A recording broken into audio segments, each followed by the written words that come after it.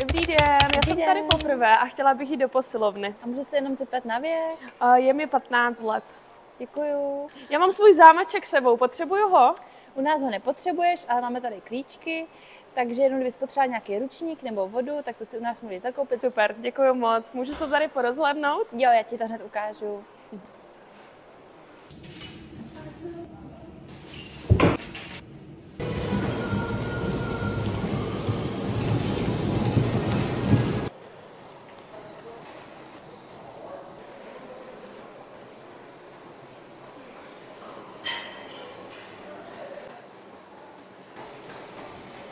Tady tímhle vlastně si určujeme, jaký rozsah pohybu nám stroj dovolí.